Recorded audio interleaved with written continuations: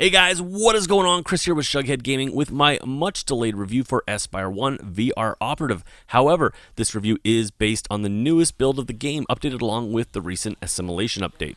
Espire 1 is developed by DigitalLoad and published by Tripwire Interactive, and available on Index, Vive, Rift, Quest, Windows Mixed Reality, and PSVR. As always, this review will be on the PSVR version and reviewed on the PS4 Pro. Depending on your region, the game retails for an estimated price of $30. Blending the tactical precision of modern stealth titles with the unprecedented immersion of VR, Espire 1 VR Operative drafts players as drone operators of the future.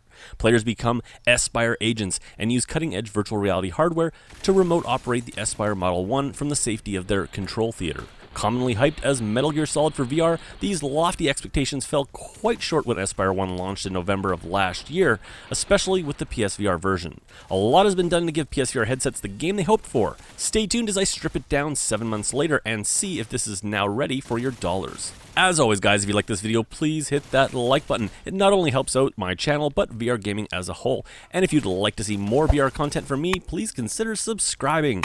And for video updates, make sure you hit that bell icon.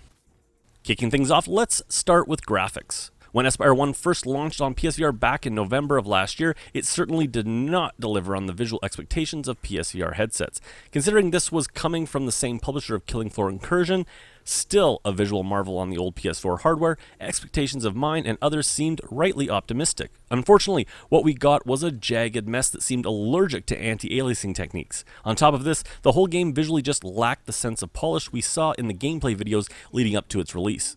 What maybe burned the most was that the PSVR version specifically felt like the ugly stepchild, with both the PC and Quest versions looking almost like different games at launch. After two major graphic updates, including the more recent assimilation update, which saw a complete lighting pass done on the game, things are looking significantly better. Not spectacular, but better. I'm not sure of the differences between the Pro and the standard PS4, but on the Pro, much of the jagged edges are gone, but unfortunately have been replaced with a heavy dose of anti-aliasing, giving the game world a blurry quality to many of its textures regardless of their distance from the player. Now don't get me wrong, this certainly is a massive improvement from the original look, but given that Espire's overall art style lacks an abundance of texture detail or advanced lighting techniques, this approach to fixing the visual shortcomings still feels a bit like a bandage, instead of properly optimizing the game and boosting the overall visual clarity. I simply do not believe that this cannot run better on the PSVR, given an early title like Apex Construct with a similar art style comes off so visually superior, not to mention, again, Tripwire's own Killing Floor Incursion. Unfortunately, this overall smudgy look to the visuals also makes its way to your hands and weapons, making everything just feel a little undercooked. Making matters worse, the game world has an almost fog look to objects in the distance, giving the overall sense of the contrast settings being maxed out, and as a result giving the world a slightly washed out appearance. I'm sure this was done to fade detail out at a distance, but I would think that a variable resolution technique would seem to have been a better approach. Adding insult to injury, visual variety across the game's 6 campaign levels is at a minimum, with little variety to the already dull and rather empty feeling facility locale. Enemy animations aren't the worst we have seen in many VR titles, but with all the time you will spend watching them walk around from up high on your perch or via X-ray through walls, you will never confuse these for motion captured models. Now yes, I have been incredibly negative on the game's visuals, but the work done here is still very noteworthy as it has made the game playable and enjoyably so. The game's strongest suit is its sandbox nature and the vertical nature of the level design, making for some ambitious VR moments, based simply on its scope of level design. The long and short of it is, Espire 1 VR Operative's visuals don't get in the way of the game now, but neither do they do it any favors.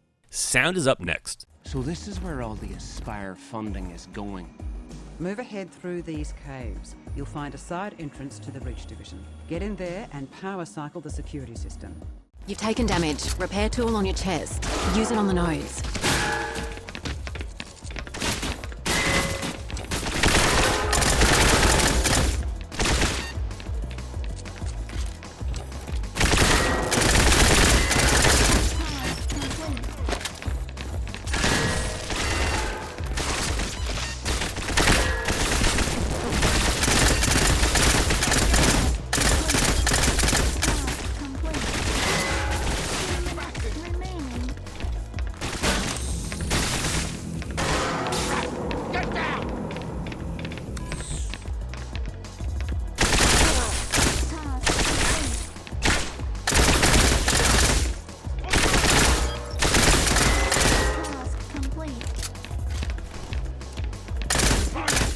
The AAA quality that I think the developers wanted to create but failed to deliver in the visuals is seen much more successfully pulled off on the sound side of things in Espire 1. Much like the Metal Gear series in which this game desperately wants comparisons to, much of the game's play-by-play narrative is delivered to the player through radio transmissions from home base. Thankfully, voice work across the board here is first-rate, keeping the player grounded in what is mostly a pointless narrative, but despite this, making it feel important and authentic. With stealth gameplay mechanics featured so heavily here in Espire 1, the small and subtle aspects of the sound mix are of huge importance, as the sound of enemy footsteps and much of their awareness of your presence is communicated through audio cues.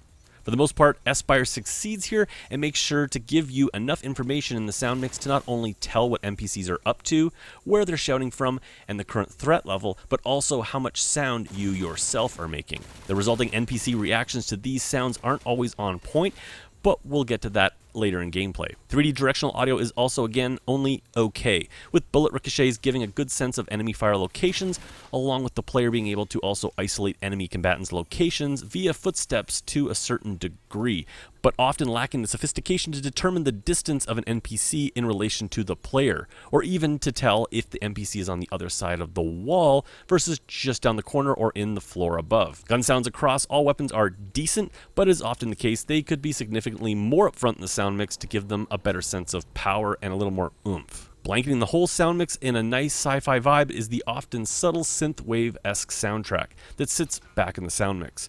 Always present, but only really bubbling to the surface in moments of an immediate threat to the player. All in all, a very solid sound mix, just not spectacular. And that brings us to gameplay.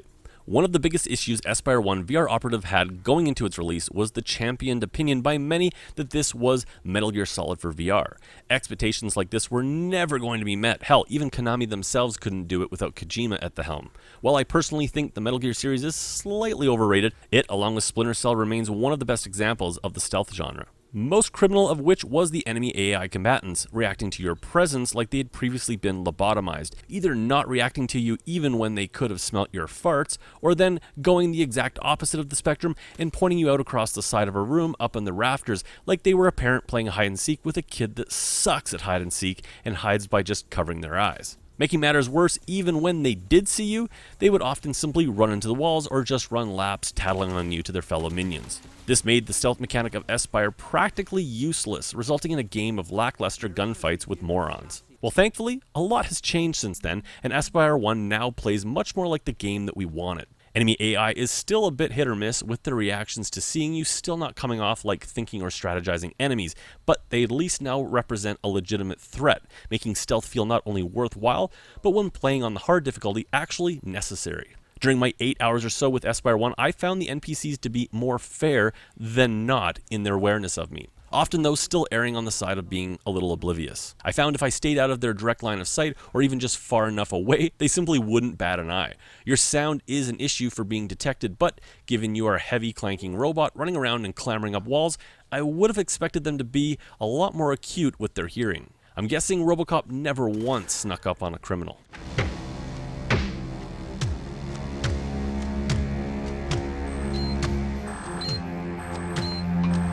Finally, for those who complained about the launch version giving players so many trank darts that climbing and sneaking weren't even required, this has been fixed. So start practicing your chin-ups. So yeah, the whole stealth mechanic is still very much hit or miss, but where at launch it was a complete wash, it now feels like a legitimate stealth game that just happened to hire from Rent-A-Goon. Getting away from the stealth mechanic for a bit, Espire 1 does do a lot of things right, as it legitimately feels like a game designed for VR's strengths, while addressing some of its faults. Running, turning, climbing, and handling of weaponry and gadgets is handled very admirably here, with enough options and settings to let VR gamers play the game to their comfort levels and expectations. The limitations of the moves aside, I would say that other than The Walking Dead Saints and Sinners, Espire 1 has few peers on the PSVR in the way it handles the logistical issues of having all your weapons, gadgets, and ammo holstered on your body. Things get a bit crowded if you play seated, resulting in things like dropped ammo or incorrectly picked items, but most of this is mitigated when standing and properly spacing out your gear placement. If there is one area that Espire 1 absolutely succeeds at, it is its movement system,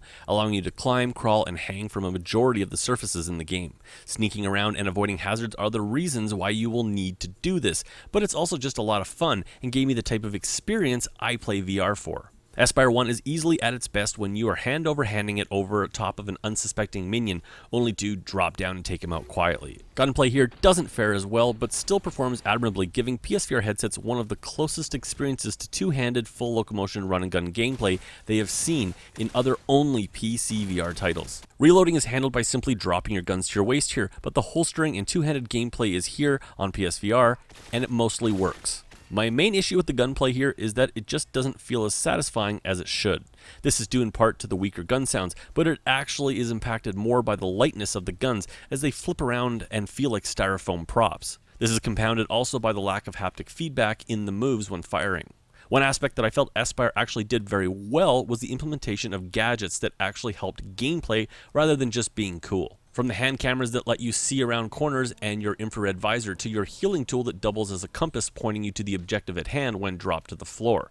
I liked that these weren't only immersion adding as part of my gear, but also contributed greatly to gameplay. This gameplay will take you through 6 campaign missions tied together with a narrative only there to give you a reason to play. These missions will take you anywhere from 30 minutes to an hour to finish. Filling out the gameplay on offer here are a decent selection of challenge missions ranging from climbing, shooting, and stealth challenges to more objective-based challenges like rescue the hostage. All challenges are timed and scored with different difficulty levels, so for score chasers, this is sure to add some real length to the game. Some of these challenges are required to advance the campaign, but are mostly here just as an extra challenge when you're done the campaign, with more challenges added in the recent Assimilation update. I actually found many of these challenges more fun than the campaign, as I felt the developers weren't as constrained by the limitations of the campaign structure. This allows for such things as purely gunplay-based levels, large-scale climbing walls, and really just a bit more freedom to play with some of the underutilized mechanics, such as voice utilization from the gamer to interact with enemies, and the ability to slow down time Matrix style. Espire 1 VR Operative requires the use of 2 move controllers. There's no aim, rudder, or DS4 support. The game can be played seated or standing, but it certainly plays better standing. I would also recommend a moderate amount of room, especially above your head, as you're likely to have your arms above your head and out at your sides very often. Finally, when discussing VR sickness, this is certainly a VR game that embraces full movement in VR. Even with all the comfort options off, I actually found Espire 1 to be much easier on the senses than one would think. However, for those who need it, Espire has some of the most robust comfort features I've ever seen in a VR game, going as far to put a cage with blinders around your head. For those who only remember the launch reviews, this feature can now be removed entirely if you want to play unhindered. And that brings us to fun factor and my final review. So Espire 1 VR Operative, more than half a year later, is a much better game than when it launched. Visually, it's more in line with expectations, and gameplay-wise, it can actually be played like the stealth game it was supposed to be. This is a game that honestly should not have come out when it did.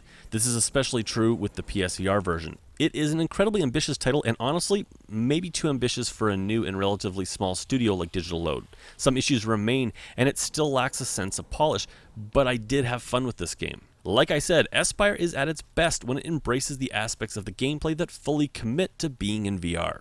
As you guys know, I hate numbered review scores and instead rate games on a basis of buy it, burn it, or wait for it, along with some detail of who might like it, dislike it, and why. A stance I feel even more strongly about given the recent review score drama around The Last of Us 2. Espire 1 VR Operative, as it stands now, is a solid purchase even at this price, as long as you know what you're getting. It isn't the prettiest game, and it still has some bugs, and it certainly is not Metal Gear Solid in VR. However, it does a lot right and makes me wish for a sequel to see the team's vision fully realized.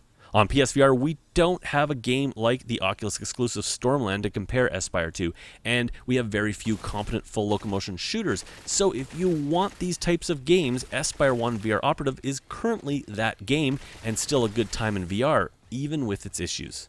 Anyways guys, that's it for me. If you like this video, please hit that like button, and if you want to see more VR coverage from me, please consider subscribing, and for video updates, hit that bell icon. As always guys, I'll catch you on my next video.